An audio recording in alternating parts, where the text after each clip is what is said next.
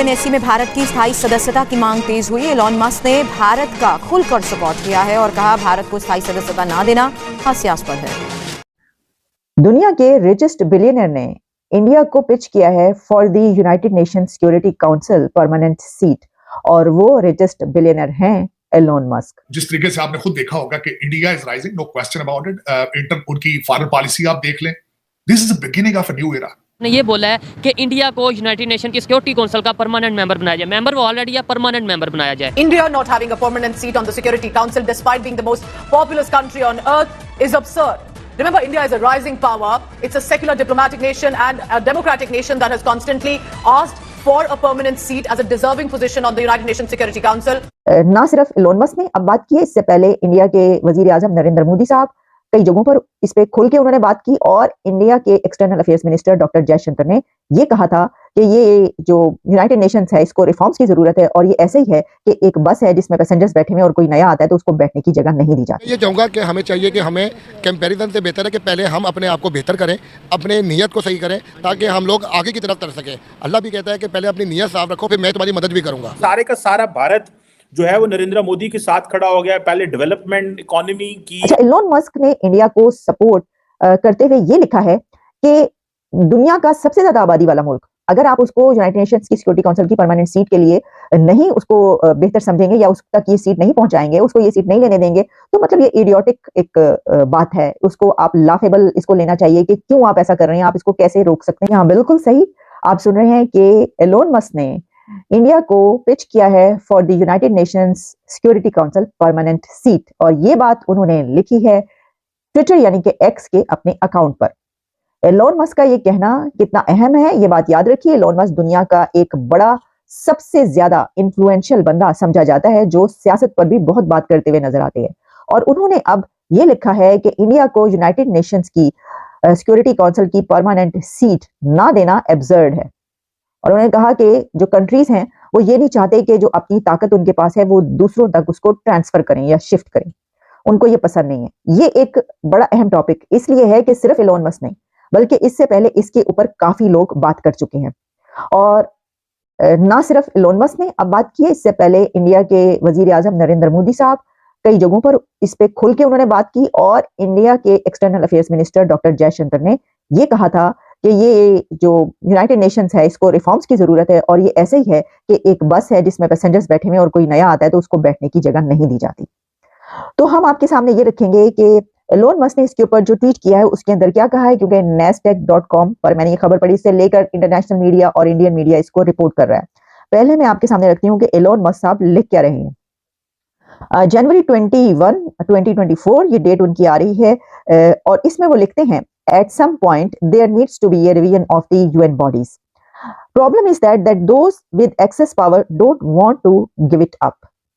India not having a permanent seat on the Security Council despite being the most populous country on earth is absurd. ये मैं आपको बता दूं कि सितंबर में जो यूनाइटेड नेशंस की समिट होने जा रही है उसके अंदर ये मामला खुल के डिस्कस होगा। उसके अंदर इंडिया एड़ी चोटी का जोर लगा देगा कि यूनाइटेड नेशंस की सिक्योरिटी काउंसिल की परमानेंट सीट उसको मिले।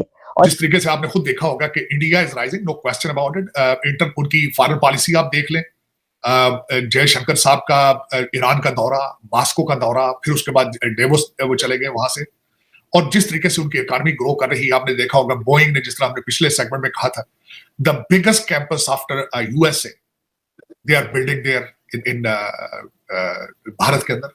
और उसके बाद उनका फ्रेंच प्रेसिडेंट का जाना उनके 26 जनवरी को वहां पे। और मैं समझता हूं कि India is rising, is no question about it. उसमें मेरे ख्याल में the way the Muslims and the way the Pakistan need to move forward with it to normalise the relationship and start the trade with that. मेरे ख्याल में जो मैं समझता हूं हमेशा कि अच्छी चीज अगर आप इजाद नहीं कर सकते तो उसको कॉपी करने की कोशिश करें, लर्न करना चाहिए।